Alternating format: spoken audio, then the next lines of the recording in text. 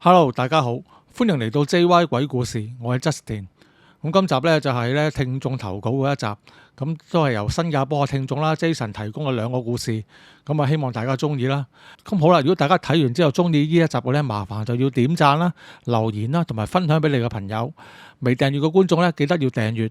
咁啊最好撳埋側邊個鐘仔，咁當我哋有新片嘅時候呢 YouTube 就會通知你噶啦。咁如果你想支持我哋本台嘅發展的話呢，亦都可以用呢個 Super Fans 功能咧嚟支持我哋嘅。好啦，咁跟住落嚟咧，想借少少時間咧，多謝幾位朋友嘅，佢哋分別就係呢個 King Kit 鄭啦、Matthew 啦、Jamie Cash Lim 同埋 Bowie 兩姊妹嘅，因為佢哋都係透過呢個 Super Fans 嚟支持我哋呢個台嘅發展。咁好啦，咁啊故事都幾長，唔講咁多啦，我哋開始啦。好啦，咁跟住落嚟呢個故事咧就發生喺咧80年代嘅馬來西亞嘅，咁主角咧係一個叫肥波嘅長途貨車司機。咁啊，顧名思義啦，佢主要咧都係負責咧做一啲咧長途運貨工作嘅。咁經常都會喺馬來西亞即係從一邊走到另一邊咁樣啦。咁有時快則一個旅程就幾日啦，有陣時幾個星期都會嘅。咁肥波咧其實咧就已經成家立室啊，結婚生仔噶啦。咁而肥波呢個人咧，即係如果用廣東話嚟講咧，其實都幾唔定性嘅。咁就雖然係年紀都有翻咁上下，但係咧仍然都中意花天酒地啊。即係嫖賭飲吹咧，樣樣都啱嘅。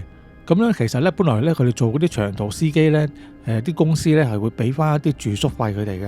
咁啊，中途佢哋夜晚可能要住喺啲酒店裏邊休息啊咁樣啦。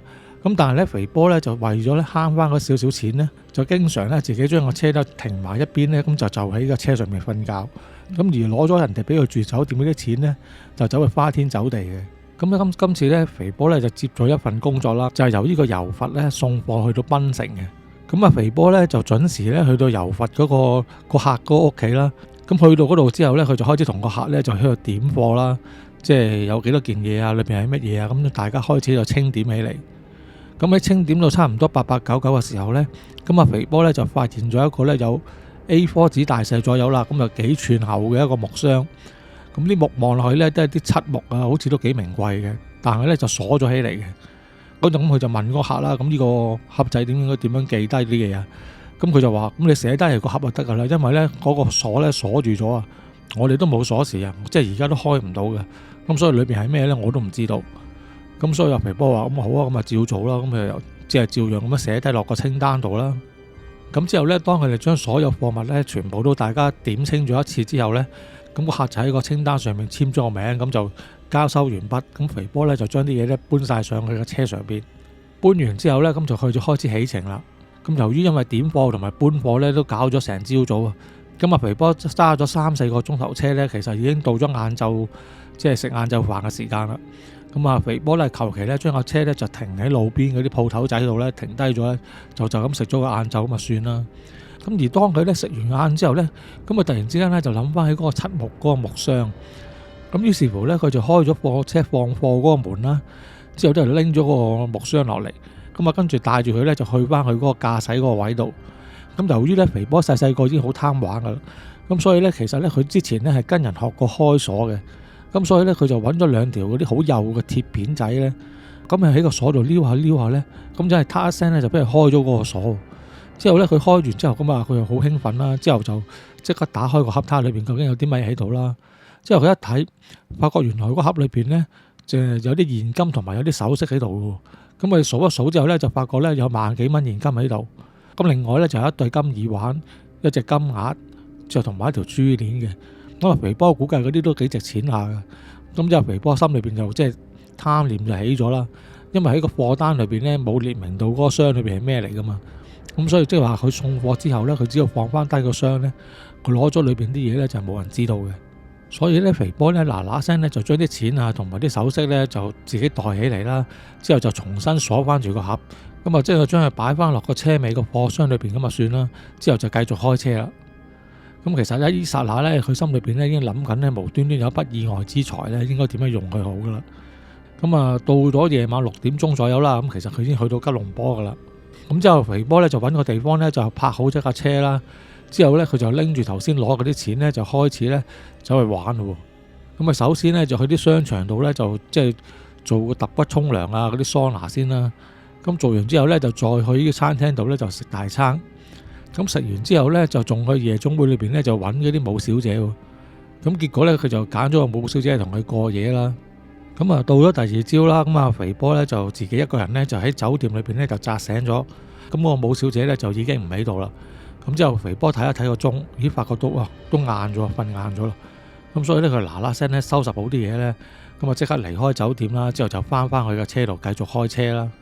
咁啊，肥波揸住架車咧，就揸到晏晝就係食飯時間啦。咁佢就照常咁樣就揾個地方泊低咗架車啦，就喺啲路邊嗰啲就係啲攤檔度食啲嘢咁啊算數。咁啊食完嘢咧，翻到架車度咧，就見到有個女仔咧就企咗佢架車隔離。個女仔咧就打扮得咧都幾性感下嘅。咁而佢手上邊咧就都拖咗個行李篋。咁啊，當阿肥波行埋去自己架車嘅時候咧，咁個女仔咧就行咗過嚟喎。咁佢就問阿肥波啦，佢話：你係咪呢架車嘅車主啊？咁阿肥波話係啊，有咩問題啊？之後咧，嗰個女仔就同佢講啦，佢話我咧其實就想去檳城嘅，其實你方唔方便咧可以送埋我一齊去咧？我可以俾翻車錢你噶。咁之後肥波望一望個女仔啦，咁就發覺佢又即係生得幾靚啦，而且又打扮得幾性感。咁於是乎咧，佢就即刻同個女仔講啦，佢就話：咁啊啱晒啦！我呢趟車咧其實就去檳城嘅，你上車啦，我車埋你去啊！咁結果咧，咁啊肥波咧就叫咗個女仔坐咗喺隔離啦，咁就一度開車咧，就一度同個女仔咧就喺度講笑啊咁樣。咁咧佢成日喺講笑之間咧，其實肥波個人咧都幾唔規矩嘅，即係佢咧就想試探下個女仔啦。咁啊耐唔中又搭下個女仔膊頭啊，有陣時見個女仔冇乜反抗咧，居然咧又搭下佢大髀啊咁樣。但係個女仔咧都冇咩抗拒咁嘅意思。咁啊肥波心諗啦，佢話唔通今次輪到我有豔遇？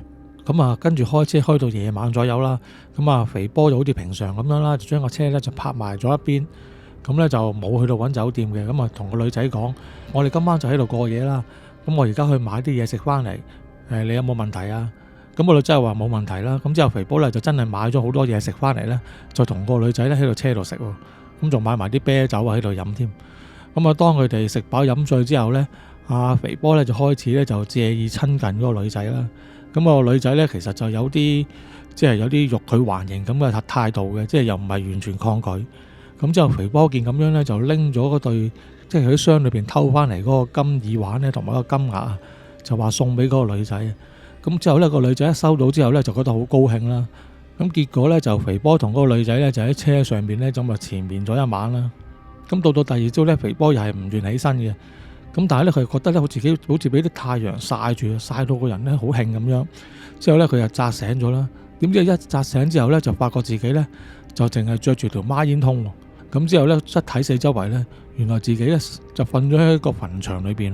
咁而搭順風車個女仔咧，就已經唔知去咗邊度啦。咁佢肥波起家剎那就已經好驚啦。咁佢四圍望一望，咁咧就見到咧佢架車咧原來都泊咗喺遠處一個地方嚟嘅。咁於是乎咧，佢就諗都唔諗啦，就即刻咧就狂跑翻去自己架車度。咁佢一上到車上邊咧，衫佢都冇着啊，就咁樣咧就即刻將個車咧就駛離個墳場啦。心當佢揸住架車咧揸咗好耐啦，即係已經遠離咗個墳場好遠啦。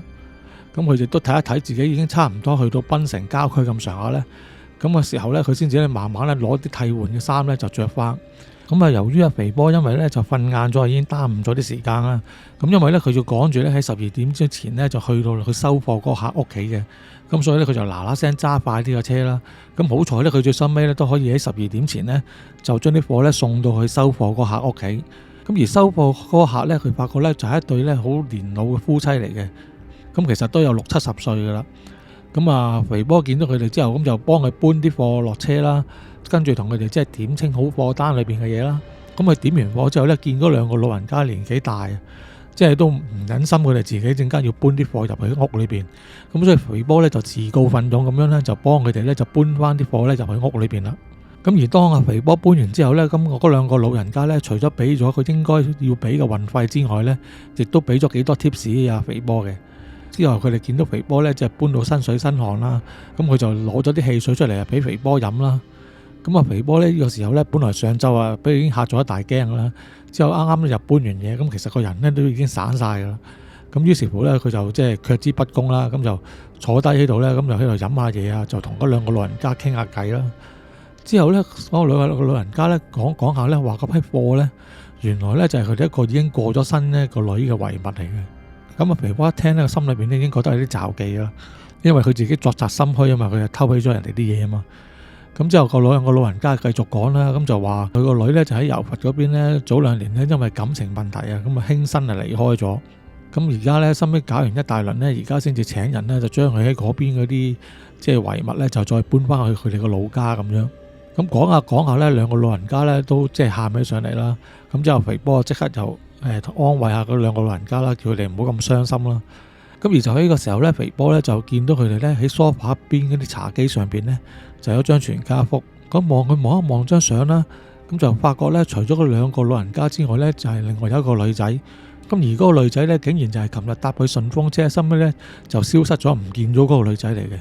咁之後嗰兩個老人家見到肥波望住張相咧，之後佢同肥波講啦，佢話係啊係啦，張相就係我哋同個女影噶啦咁樣。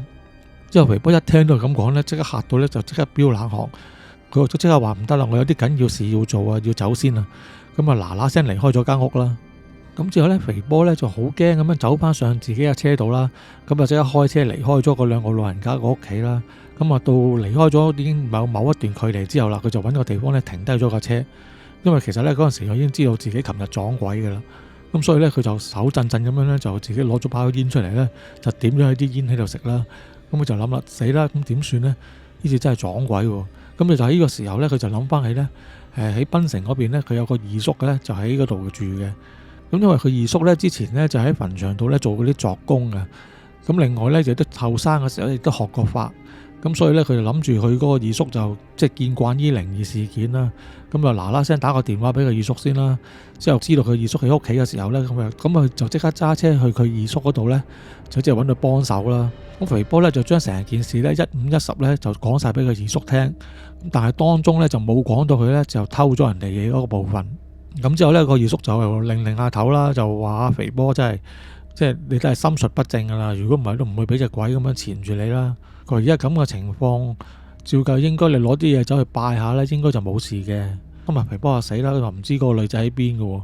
咁於是乎咧個二叔就同佢講啦，佢話咁你又走去咧同嗰兩個老人家講咯，你話即係想拜一拜佢個女咯，睇下佢肯唔肯帶你去啦。之後咁啊肥波咧其實都覺得咁樣咧有啲唐突嘅，咁但係都搞到咁大件事咧，唯有硬住頭皮咧，咁就去再翻去揾嗰兩個老人家啦。肥波咧就同嗰兩個老人家講啦，咁當然啦佢又唔會將之前所有嘅事講晒出嚟嘅，佢就講啲唔講啲啦。咁啊淨係話佢即係有個女仔搭順風車之後嚟到檳城就唔見咗，咁樣嚟交代咗嘅啫。咁之後佢話嗰個女仔咧原來就係佢哋個女嚟。咁嗰兩個老人家咧心裏面就諗啦，可能個女個靈魂咧就真係跟住嗰啲遺物咧就一齊咧就翻去檳城啊。咁佢哋就話 OK 啦，咁就佢哋帶阿肥波咧就去拜一拜佢個女啦。咁而肥波咧就真係好誠心咁啊，即係帶咗好多嗰啲金銀衣紙嗰啲祭品咧，就喺嗰個女仔嘅墳前咧就燒咗俾佢啦。之後就猛咁講咧，就話對唔住啊，喺度道歉啊咁樣啦。咁之後咧，反而嗰兩個老人家咧就安慰翻佢，即係話佢個女可能都係搭個順風車嘅啫。其實你即係無形中你都幫咗佢個女，咁佢個女咧唔會害你嘅，咁你唔使咁驚。咁之後咧，肥波就話好啦好啦好啦。咁之後咧，收尾就揸車送翻嗰兩個老人家翻屋企之後咧，咁之後肥波咧就揸車咧翻自己屋企啦。咁佢翻到屋企咧，亦都唔夠膽將呢件事咧就同佢太太講啊，即係自己擺埋喺心裏邊就唔夠膽出聲啦，因為你自己都做埋啲嗰啲即係唔係咁正經嘅嘢啊嘛。咁結果咧就翻完屋企之後咧，其實就一切正常嘅。咁啊過咗成個月咧，肥波都冇乜特別嘅事情發生。咁佢初又諗住可能自己又會病啊，又可能會行衰運啦。咁點知又唔係喎，個情況咧就啱啱相反喎。咁啊肥波咧反而咧就係因為其實佢都幾中意賭錢嘅，咁反而佢嗰排咧就賭錢咧就手氣幾好，咁就即係贏咗一啲小錢啦。咁慢慢咧肥波咧亦都忘記咗嗰個女鬼嗰一件事啦。咁之後咧有一日咧肥波咁啊如常咁樣做完嘢就翻屋企啦。咁點知一翻到屋企咧，佢偷老婆咧就質問佢喎，咁就話咧喺阿肥波啲行李裏邊咧就發現咗條女人嘅珠鏈，即係佢太太就話。呢條珠鏈做咩先？點解佢你想送俾邊個啊？咁啊，即係要肥波解釋啦。咁之後肥波咧就即刻嗱嗱聲就講啦。佢話冇啊冇啊，見你就嚟生日啊嘛。咁嗰次做嘢嘅時候咧，就見到有條珠鏈幾靚，咁啊買咗落嚟，諗住等到你生日嗰個時候送俾你咯。咁點知而家俾你咁早就發現咗添。咁之後啊，肥波個太太咧見到咁樣咧就好開心啦，咁同佢講啦，佢話：你真係古靈精怪嘅。咁好啦好啦，咁你而家試下幫我帶條鏈上去睇下好唔好睇先啦。咁啊，肥波咧就即刻就幫佢太太咧就帶上咗嗰條珠鏈啦。咁佢太太帶住條珠鏈咧就左右照下，右話照下咁樣，即係覺得咧好襯佢啦。咁個心咧裏邊咧其實都好中意嗰條珠鏈嘅。咁之後肥波見佢咁中意咧，咁亦都冇所謂啦，就咁當送咗俾佢就算數啦。咁之後嗰晚咧，咁啊肥波同佢太太咁啊照樣瞓覺啦。但係瞓到半夜嘅時候咧，肥波咧自己咧突然之間咧俾人咧即係打咗幾巴，打醒咗。之後咧佢一醒咗開眼一望咧，就見到咧之前咧嗰個搭佢順風車嗰個女鬼喎。咁咧佢就企喺阿肥波張床隔離同佢講啦，佢就話：嗱，我啲錢咧俾你攞咗，我都算數啦。你而家咧連嗰啲首飾咧都送俾第二個女人，你係咪想死啊？佢話：既然係咁啦，你咁想死啊，你不如就落去陪我啦。之後個女鬼一講完之後咧，咁啊佢兩隻手咧就伸過去咧，即刻捏住阿肥波條頸啦。咁肥波咧即係俾佢捏住之後咧，就突然之間成個人咧先至又坐咗起身，扎醒咗。原來頭先咧都係發緊夢嘅。咁但係咧佢就覺得咧就個夢咧就好真實，之後佢摸一摸自己條頸啦，感覺到咧都仲係有啲痛，好似真係咧啱啱俾人捏住完咁樣。咁啊結果啊肥波就即係去洗手間之後咧就出廳咧斟翻杯水咧，即係定一定神咧先至再夠膽再去瞓過啦。咁而當佢瞓到第二朝早嘅時候咧，佢突然之間咧就俾佢太太拍醒咗喎。咁佢太太咧就同阿肥波講，佢話唔知點解咧佢條頸咧好辛苦啊，個人咧呼吸唔到啊。咁啊，肥波覺得奇怪啦，點解佢老婆突然之間會咁樣嘅？咁之後就睇一睇佢老婆條頸，咁佢發覺佢老婆嗰條頸呢，就有條黑色嘅瘀痕呢圍住咗條頸啊。咁之後呢，佢就話覺得自己呢越嚟越呼吸唔到。咁因為呢，肥波呢就諗翻起嗰個夢啊嘛，所以呢就即刻呢就剝咗嗰條珠鏈落嚟先，咁睇下會唔會好轉啦。但係點知呢，剝完條珠鏈之後呢，佢太太嘅情況呢亦都冇好到，繼續呢都話自己呢即係呼吸越嚟越困難。咁啊，肥波冇法子啦，即刻就要打電話叫十字車嚟送佢太太去急症室啦。咁去到急症室之後呢，咁啊醫生就即刻幫阿肥波個太太啊檢查啦。咁但係呢，佢又發覺呢，肥波嗰個太太呢身體上邊又冇乜唔妥喎，即係佢點解會覺得呼吸困難呢？一時間佢都揾唔到個原因。咁但係呢，佢就話呢，肥波個太太頸上面嗰個痕跡呢就有啲奇怪，而嗰個瘀痕瘀傷之外呢，仲係有少少呢向啲肉裏邊呢凹咗落去咁啊。之後佢就同阿肥波講啦，佢話其實你哋係咪有啲咩隱瞞咗我哋啊？佢話通常呢，你太太呢個條瘀痕咁樣凹咗落去呢，通常係啲人呢，即係吊輕身嘅時候呢，先至會俾條繩呢咁樣勒傷變成咁嘅喎。你哋係即係你太太係咪做嗰啲咩傻事啊？咁之後阿肥波即刻否認啦，佢話唔係，佢太太冇做埋啲咁嘅嘢。琴晚仲明明大家一齊好好地一齊瞓嘅，係今朝早一早先突然之間咁樣嘅啫。嗱，咁個醫生就話啦，佢話咁你咁講我都冇辦法啦。不過你太太而家個情況呢，就即係有啲危險嘅，因為佢成日話呼吸困難。咁我哋就睇翻佢即係血裏邊嗰個含氧指數呢，亦都真係過低嘅。咁啊即刻呢，要將佢太太呢送入 ICU 度呢，就即係深切咁樣觀察住佢啦。咁啊肥波呢，就唯有呢，就隔住 ICU 嘅玻璃呢，咁就望住佢太太啦。咁啊見到佢太太呢，就即係插滿晒，即係一條喉管兩條喉管咁樣，即係成身都係咁樣呢。佢個心啊好唔安樂啦，因為佢自己知自己事啊。應該呢，都係佢因為又偷咗嗰個女鬼嘅嘢，所以先會搞成咁樣嘅啫。咁佢又諗啦，咁點算呢？而家搞到咁樣，咁而就喺一剎那呢，阿肥波都冇晒辦法啦。咁佢唯一諗到嘅呢，就係再去揾翻個二叔幫手。咁於是乎呢，肥波嗱嗱聲即刻去揾佢二叔啦。之後呢，今次呢，就將之前呢隱瞞咗嘅嘢呢，都一一同佢二叔呢講翻晒出嚟啦。咁佢二叔聽完之後呢，咁當然係鬧咗阿肥波一餐啦。咁阿肥波二叔呢，都覺得呢件事呢應該就真係同嗰隻女鬼有關嘅。咁由於之前都講過啦，肥波二叔係即係後生嘅時候呢都學過法噶嘛。佢於是乎呢，佢就去咗肥波屋企，咁就起咗個壇，咁就諗住呢揾嗰個女鬼出嚟就講數啦。咁啊，當阿肥波二叔呢就作咗發夢基咯嘅時候呢，突然之間呢，佢哋屋企個大門呢就慢慢自己呢咁樣打開咗。咁佢哋呢之後就一齊望向度門度啦。咁嗰陣時呢就見到個女鬼呢就真係已經企咗去門嗰啲外邊，但係唔知點解呢，個女鬼呢就冇入去你間屋嘅。咁呢亦都只係呢企咗喺度門嘅外邊啦。咁之後呢，嗰陣時候呢，阿肥波呢就同嗰個女鬼講啦。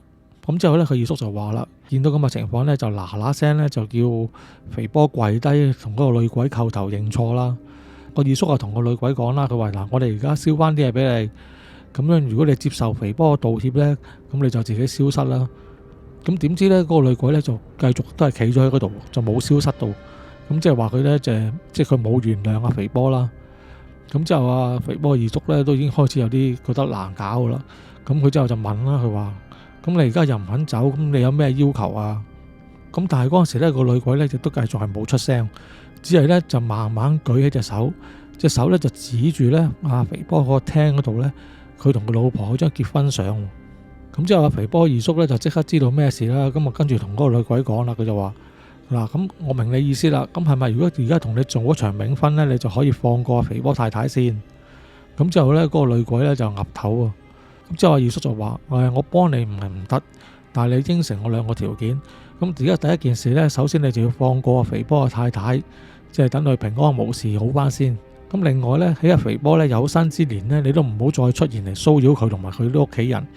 咁而到肥波第日之後8年歸老之後呢，就會同你喺下邊呢就做到夫妻噶啦。咁樣你有冇問題啊？咁之後呢，嗰個女鬼呢就冇答。咁但係慢慢呢，佢嗰個鬼魂呢就喺個門口嗰度呢消失咗。咁意思呢，就即係佢接受咗呢個處理嘅方法啦。咁而呢個時候呢，其實呢，肥波二叔呢都覺得呢個心好驚。佢自己見個女鬼一走呢，佢都頂唔順呢，即係其實已經係成個背脊都係汗噶啦。咁啊，都坐低咗喺度呢。咁啊，坐低咗喺度呢，就唞大氣。之後呢，但係唞大氣之餘呢，都繼續鬧肥波。即係佢話：如果唔係你老豆一早走咗呢，我呢次真係唔會幫你嘅。不過而家睇在你老豆份上呢，先至幫你。因為嗰個女仔呢未結婚呢，就已經自己輕生咗，所以呢，嗰個怨念呢就好深啊。咁而且呢，因為佢又翻唔翻去自己娘家，咁啊變咗個無主孤魂。而你呢，又財迷心怯啦，又衰鹹濕啦，咁啊結果呢，就招惹咗佢翻嚟。佢話呢次呢就走唔甩嘅啦，咁你一定要同佢冥婚呢，辦一場婚事嘅啦。咁啊呢個時候阿肥波都已經自己知衰啦，咁啊都係但求希望佢太太冇事就已經算嘅啦。咁啊收尾呢，佢哋就再去醫院呢，就探佢太太啦。咁就真係又好奇怪啦。當佢哋去到醫院嘅時候呢，佢太太呢竟然呢就即係已經好翻咯，頸上邊嗰條瘀痕呢突然之間消失咗，個人呢都可以順利呼吸。咁呢個呢個現象呢，連個醫生睇到呢都覺得好奇怪，完全唔知發生啲咩事，點解會咁樣？咁啊，但係呢，因為呢，佢太太呢曾經個腦呢有一個短時間嘅缺氧嘅關係，咁變咗呢，佢隻左手呢個神經呢就受咗啲少少損傷，咁變咗呢，佢以後隻左手呢都冇以前呢喐得咁靈活噶啦。咁而肥波收尾都算啦，佢話即係可以救翻佢太太條命已經萬幸啦。而佢呢亦都痛改前非呢，就唔夠膽呢再係咁樣呢，就四圍去花天酒地。咁就變咗好認真咁去做嘢，咁同埋亦都好盡心盡力咁樣照顧佢屋企嘅家人。好啦，咁跟住落嚟呢個故事呢，就發生喺新加坡嘅馬里士他，時間係大概係20-30年前到啦。咁話說阿權哥啦、偉仔啦同埋蝦米呢3個人呢，都係一間冷氣公司維修部嘅職員嚟嘅。咁佢哋3個呢，就夾錢呢，就租咗一間呢，就係喺新加坡嗰度嘅公寓啦。咁而佢哋隔離屋呢，就住咗一個呢好靚嘅女仔嘅。咁如果佢哋3個人呢，平時喺露台食煙嘅時候呢，都會見到嗰個女仔自己一個喺露台度食煙嘅。咁佢哋呢，都會走去撩下佢傾偈啊咁樣啦。但係通常呢，嗰個女仔呢，都係唔會理佢哋嘅。感覺上呢，就係個女仔呢，就根本上睇唔起佢哋3個，所以呢，撩得幾次之後呢，佢哋3個都即係費事自討沒趣啊，咁都冇再去撩人哋啦。咁啊有一年呢，就農曆新年啦。咁由於佢哋3個人呢，其實都係馬來西亞人嚟嘅，咁變咗佢哋就要翻去家鄉嗰度過年啦。咁結果呢，佢哋3個人呢，就過咗2至3個禮拜呢，先至翻新加坡繼續做嘢啊，同埋生活啦。但係呢，自從佢哋過年翻到嚟之後呢，就唔見咗隔離屋嗰個靚女喎。咁佢哋好奇怪啦，咁即係於是乎佢哋就八八卦卦咁走去問下個業主啦。之後個業主咧就話呢，嗰個女仔呢，新年之前呢，都話佢要翻鄉下一次，咁個鄉下都係喺馬來西亞嘅，咁就仲預交咗半年嘅房租。咁個業主就即係覺得可能個女仔呢，今次翻去鄉下呢，會逗留耐少少時間啦，所以呢排呢，大家咪見唔到佢咯。咁之後大家於是乎呢，都算數啦，咁繼續忙住自己嘅生活啦。咁啊又到3月呢，清明啦，咁佢哋全哥佢哋3個人呢，又要翻去馬來西亞嗰度掃墓啦。咁咧翻到去之後呢，阿權哥呢就喺張報紙度呢就見到一單喺吉隆坡嘅新聞，咁就話呢有一個少女呢就為情所困啊，咁啊喺屋企裏邊輕生咗。咁佢定神啲睇一睇張報紙上面嘅相啦，竟然咧就係原來喺佢哋新加坡住隔離嗰個女仔嚟。咁啊權哥即係好震驚啦。咁於是乎咧就再詳細啲睇下個新聞啦，咁就發覺咧原來嗰個女仔咧即係一個係嗰啲武小姐嚟嘅。咁後尾咧因為咧中意咗一個有婦之夫啊，咁但係你都知咁通常呢啲情況都唔會有咩結果噶啦。咁所以咧佢就一時睇唔開咧，咁就輕生咗。咁於是乎咧權哥咧就將張報紙咧帶翻新加坡，咁就俾佢嗰啲室友同埋佢嗰個業主睇啦。咁大家睇完咧都非常之震驚嘅。咁啊業主就話啦，咁雖然個女仔而家就唔喺度，但係佢一次過又交咗半年租，咁佢都唔可以就咁自己即係私自終止合約㗎，咁都唔可以攞佢間屋即刻再租俾第二個人嘅。咁所以咧佢就要揾翻佢啲資料咧，聯絡佢啲家人，等佢哋睇下可唔可以搬走翻佢啲遺物啦。咁講完之後咧，佢就走咗啦。咁而呢個時候咧，權哥咧覺得蝦米嘅表情咧就有啲即係唔多妥咁樣。即係有少少咧慌失失咧神不守舍咁樣。不過咧權哥可能諗即係可能佢驚啫，咁啊亦都冇多問。咁啊跟住咧就差唔多過咗2個禮拜啦。點知咧蝦米嗰個情況咧就越嚟越差，成日都神不守舍咁樣，做嘢又冇心機，問佢嘢啲嘢擺咗喺邊咧佢又唔知，再追問多佢2句第二啲嘢咧又話唔記得。咁呢個時候咧權哥知道蝦米梗係有啲嘢啦，咁於是乎咧佢就揾咗一次機會咧就同阿蝦米逼供啦。咁結果咧阿蝦米咧就講翻成件事嘅因由啊。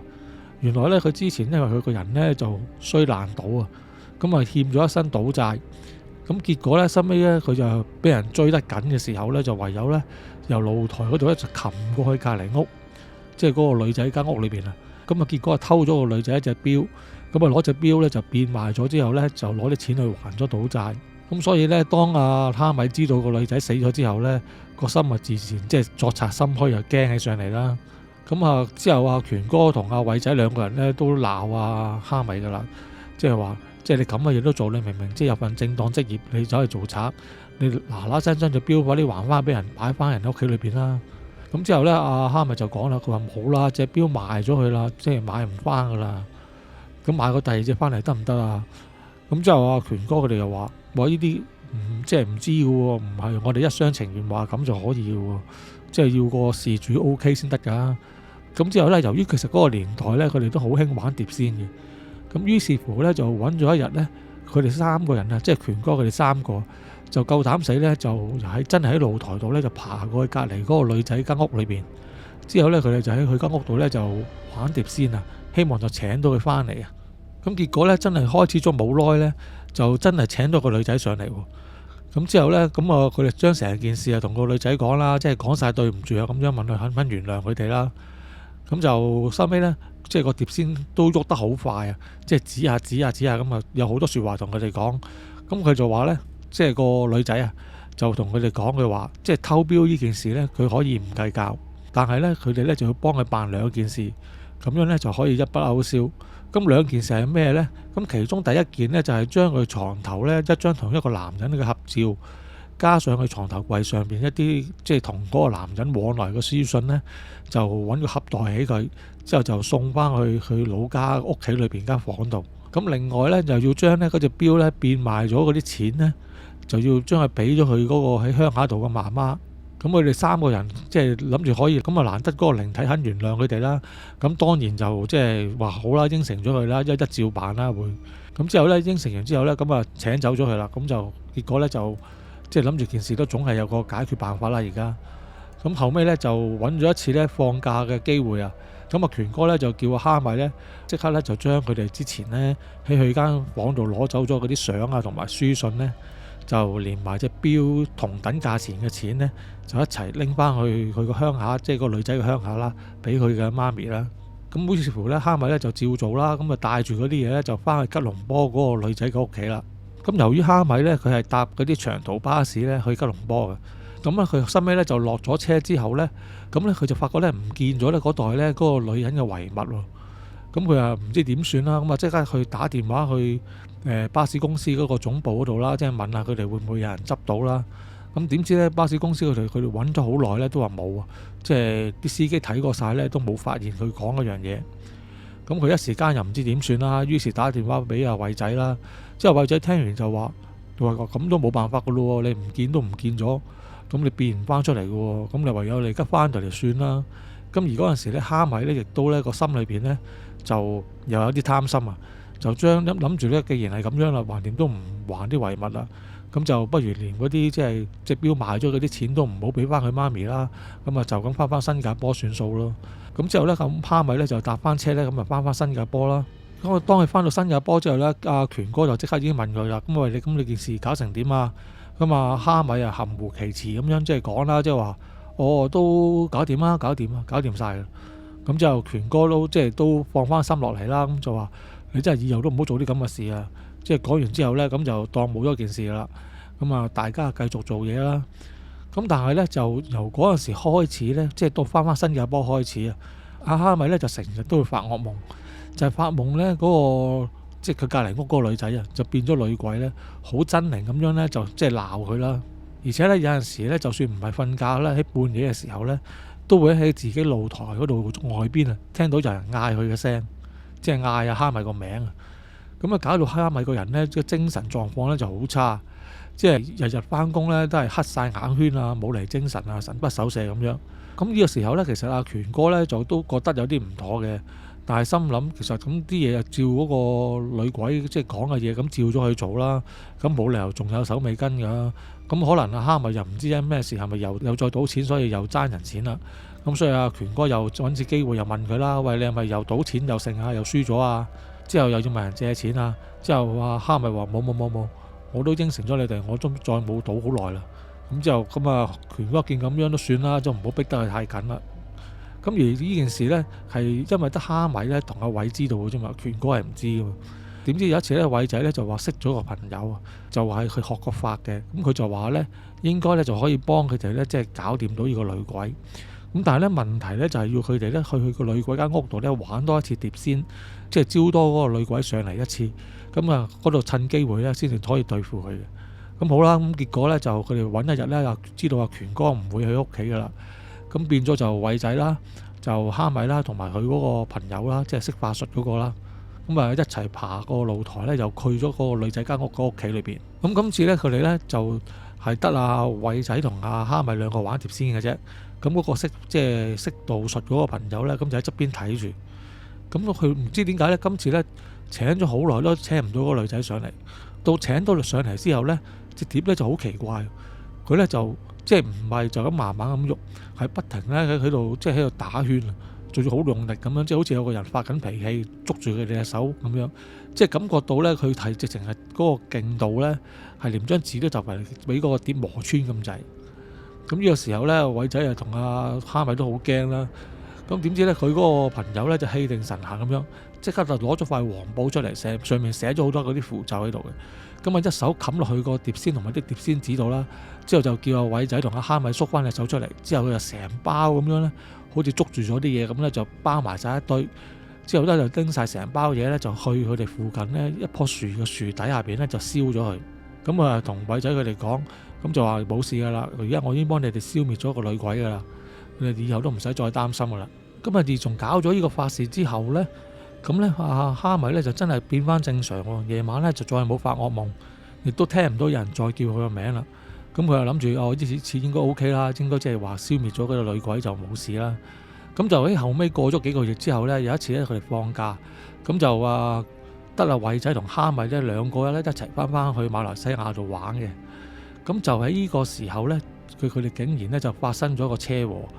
阿蝦米咧就即係直接咧就當場喺個車禍裏邊咧就即係走咗啦。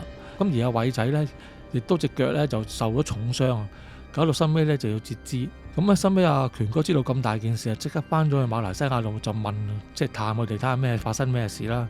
咁呢個時候咧，阿偉仔咧先至將蝦米即係嗰個又冇幫個女仔完成嗰個心願啦，又揾人翻去即係諗住消滅佢呢件事咧，就講翻晒出嚟。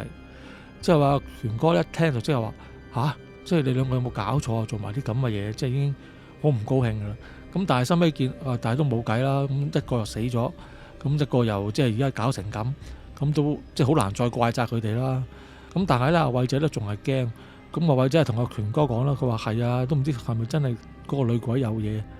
佢話咧，其實嗰日發生意外咧就好邪噶，係咧，首先咧就係突然之間咧，佢哋揸下車啦，咁偉仔揸車嘅，蝦米就坐隔離。個蝦米咧突然之間咧無端端咧就解咗個車即係嗰條安全帶啊！即係唔知發生咩事喎。咁偉仔已經覺得好奇怪啦，即刻想問佢啦。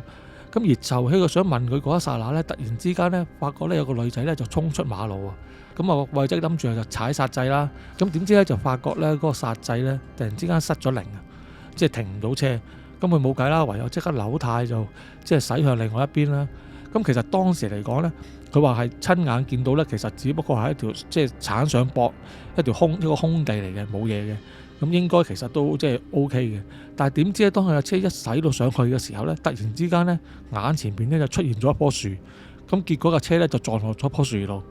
咁由於蝦米佢自己無端端解咗條安全帶啊嘛，咁成個人飛撞咁樣撞咗去個擋風玻璃度啦。咁直情撞到塊擋風玻璃都裂咗。咁所以蝦米又即場就即係已經走咗啦。而偉仔咧就俾嗰啲撞擊完之後嗰啲碎片咧插入咗隻腳度啊，所以搞到佢隻腳咧，後尾就都唔要得啦。咁呢個時候咧，偉仔咧都知道應該就係個女鬼搞佢哋噶啦。咁偉仔就驚個女鬼即係一次搞佢唔死之後，仲會有第二次啦。咁求權哥，叫權哥幫下佢哋啦。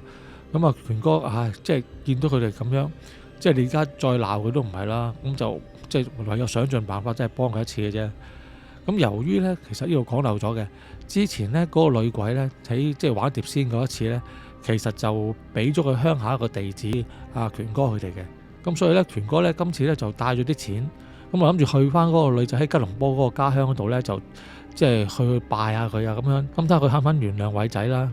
咁咧就結果咧，當權哥咧去到個女仔嘅屋企嘅時候咧，開門俾佢嘅咧就係一個咧即係啲頭髮已經白晒嘅婆婆嚟噶啦。咁就話原來佢就係嗰個女仔嘅媽咪。咁佢爹哋一早就唔喺度噶啦，咁得翻佢獨身一個，就即係同個女相依為命嘅啫。後尾個女咧就都去咗新加坡工作，咁而家出咗事，即係都得翻佢一個人，咁佢都覺得自己好慘。咁之後權哥安慰下佢啦，咁而且亦都俾咗啲錢佢，咁就即係話咁當係一啲生活費又好，一啲咩都好啦，咁即係俾咗嗰個女人嘅媽咪啦。咁而且咧權哥亦都上前就拜祭下嗰個女人啦。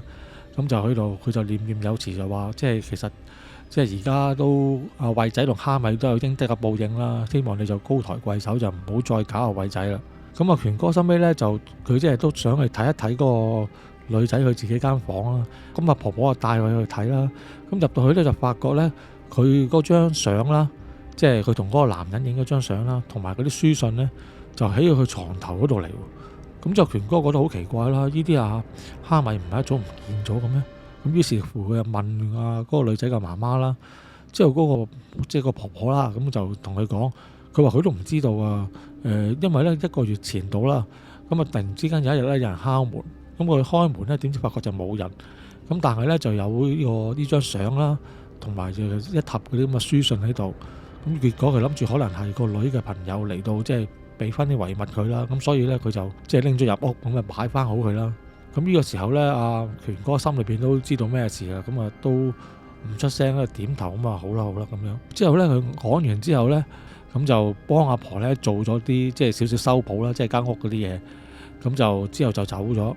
咁但係咧，當佢臨走嘅時候咧，佢就約略咧喺聽到一把聲喺個耳仔邊嗰度咧就講咗一聲，就話多謝咁樣一句嘅啫。